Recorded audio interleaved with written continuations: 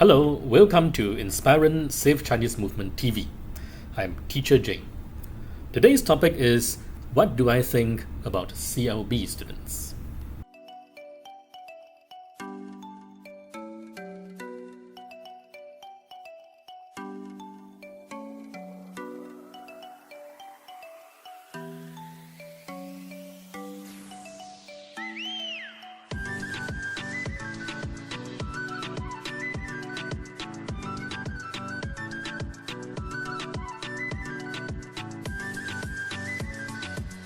上华文课觉得怎么样？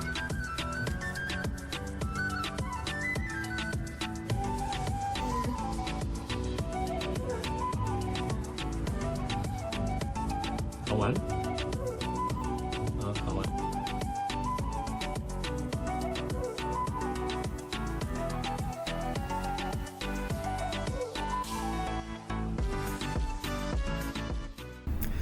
Now, CLB students are mostly actually very bright, except in the subject of Chinese.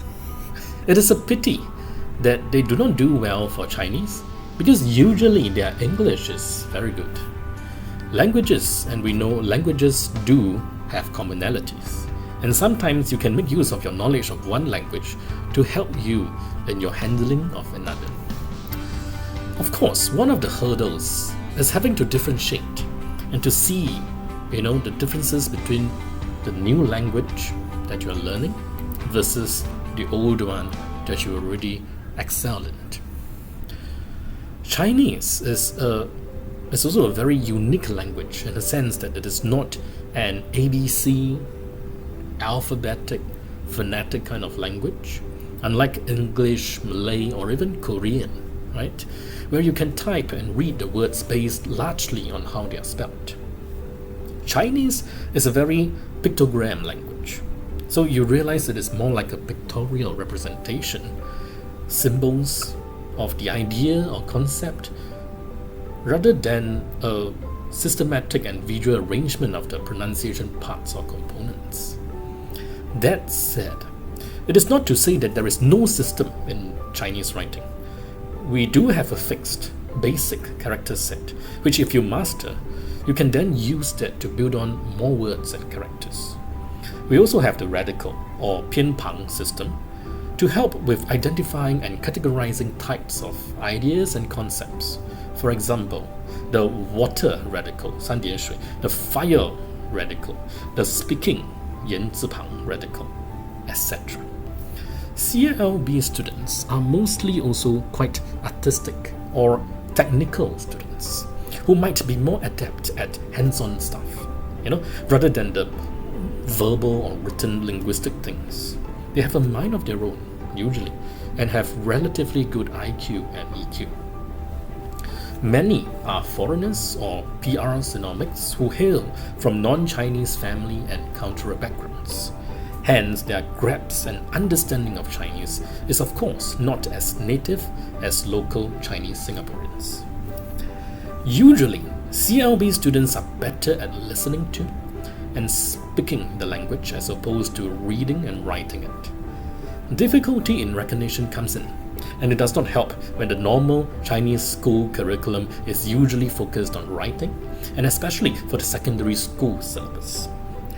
Assumes a certain standard of reading and writing skills and does not start from scratch.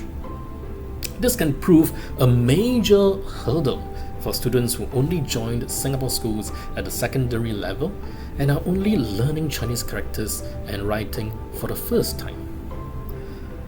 Now, how to help CLB students? CLB students need more hand-holding. You have to start from the really basic, from scratch. Go all the way back to 你我他 and start from the basic characters right down to the strokes. Learning of the basic pronunciation of words, tones, as Chinese is a tonal language, 四声, basic grammar and even vocab. It can be done.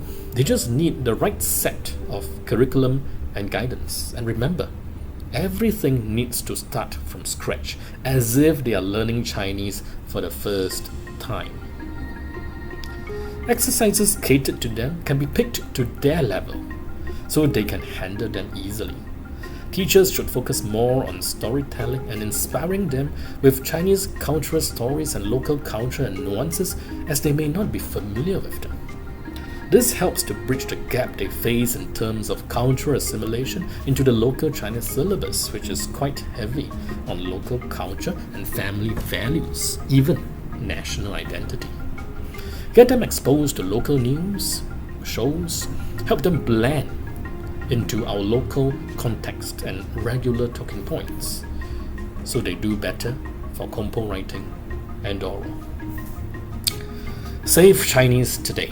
If you like our videos, do not forget to click on subscribe and share with your friends who would benefit from these videos and open their minds. And as usual, I'll see you in the next video.